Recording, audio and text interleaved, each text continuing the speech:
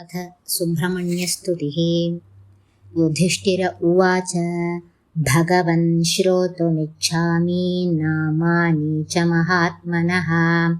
त्रिषु लोकेषु यान्यस्य विख्यातानि द्विजोत्तमः। वैशम्पायन उवाच इत्युक्तः पाण्डवेयेन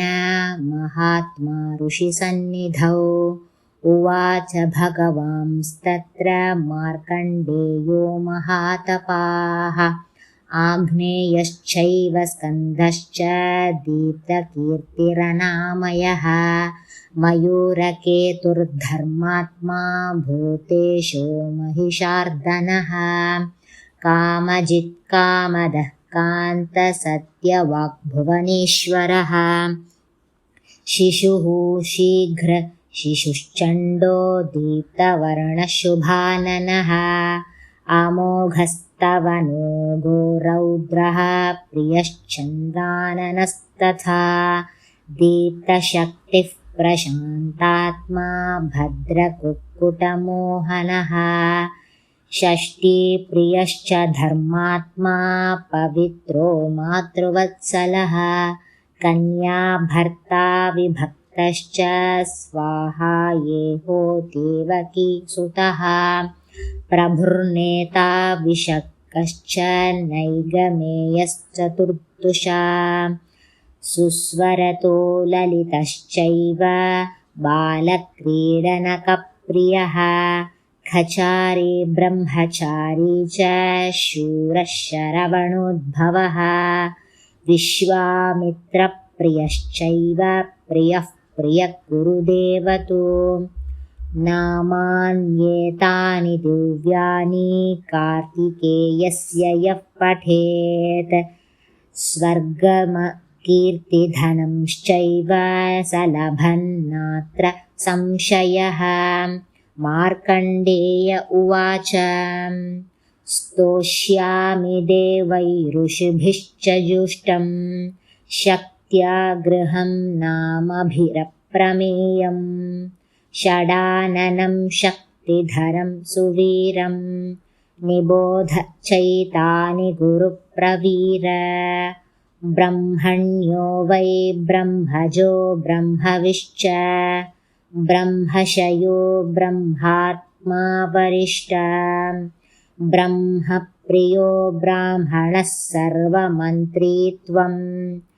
ब्रह्माणं ब्राह्मणानां च नेता स्वधा त्वं परमं पवित्रं मन्त्रस्तुतिस्त्वं प्रथित षडर्ची संवत्सरत्वं ऋतवश्च षड्वै मासार्धमासाश्च दिनं दिनश्च त्वं पुष्कराक्षस्त्वरविन्दवक्त्रः सहस्रोक्षि सहस्रबाहुः त्वं लोकपाल परमं सविश्च भावनः सर्वसुरासुराणां त्वमेव सेनाधिपतिः प्रचण्डः प्रभुर्भुश्चाप्यत शक्रतेजा सहस्रपात्वं धरणि त्वमेव सहस्रतुष्टिश्च सहस्रभुक्श्च सहस्रशीर्षस्त्वमनन्तरूपः सहस्रपात्वं दशशक्तिधारी गङ्गासुतस्त्वं स्वतमेन देव स्वाहा मही कृत्तिकानां तथैव त्वं क्रीडसे षण्मुखकुक्कुटेन यथेष्टनानाविधकामरूपी दीक्षासि सोमो मरुतः सदैव धर्मोऽसि वायुरचलेन्द्र इन्द्रः सनातनानामपि शाश्वतस्त्वं प्रभुः प्रभूणामपि चोग्रधन्वा ऋतस्य कर्तादिजिदातकस्त्वं जेता रिपूणां प्रवरसुराणां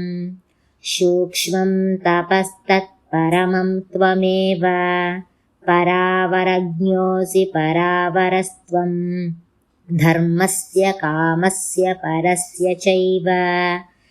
त्वज्जेतासा कृतसन्निमितं महात्मन् व्याप्तं जगत्सर्वसुरप्रवीर शक्त्या मया संस्तुतलोकनाथ नमोऽस्तु ते त्वं शेनादिबाहो। अथ परं वेद्मि गतिं न तोऽस्यहं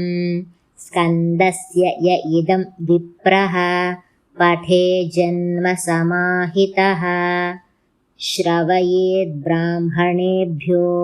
य शृणुयाद्व द्विजोरितं धनायुर्योष्य धीतं पुत्रान् शत्रुजयं तथा स पुष्टितुष्टि सम्प्राप्य स्कन्दसालोक्यमाप्नुयात् इति श्रीमन्महाभारते अरण्यपर्वाणि मार्कण्डेय सम्माख्यपर्वाणि सुब्रह्मण्यस्तुति सम्पूर्णम्।